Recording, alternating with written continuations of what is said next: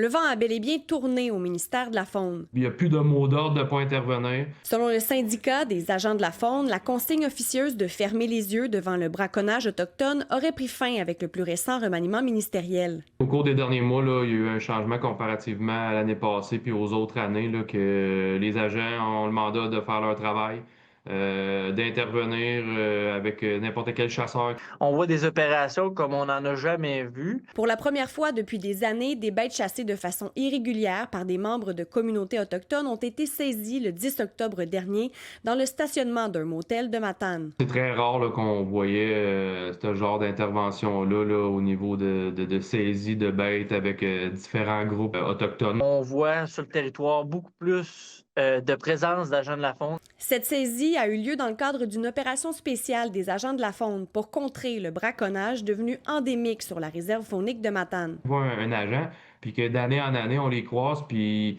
on sait qu'on a peut-être fait quelque chose qui n'est pas légal ou c'est légal, dépendamment de la croyance de chacun. Mais puis on n'intervient pas, il ne se passe rien, mais on va continuer à le faire. Là. Tandis que là, quand on intervient concrètement, puis qu'il y a des gestes concrets qui se font sur le terrain, bien, c'est là que le message passe. Résultat, le braconnage nocturne mené à partir de camionnettes avec de puissantes lampes, responsable de la mort d'une centaine d'orignaux sur 3 ans, se serait enfin estompé dans le secteur. Ils ont été faits dans des périodes critiques qui ont amené justement une diminution des actes qu'on a vus au cours des dernières années, voire même disparition de ceux-ci. Mais une question demeure. Le problème s'est-il simplement déplacé? Les populations de braconniers qui allaient sur la réserve Matane sont rendues où? Est-ce qu'il y a des conséquences qui font en sorte qu'ils ne pratiquent plus ces activités-là?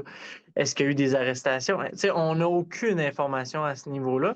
Pour l'instant, impossible de savoir si ces interventions marqueront un réel tournant ou seulement une accalmie temporaire. L'association reste toujours avec une crainte que ces actes-là ne soient plus pour cette année, mais qu'ils reviennent l'an prochain. Donc, il faut être en mesure aussi d'augmenter le nombre d'agents de la faune dans le territoire de la Matanie, voire dans la Matapédia ou dans la Haute-Gaspésie, pour venir, en fait, régler les problèmes afférents à nos territoires qui se perpétuent année après année.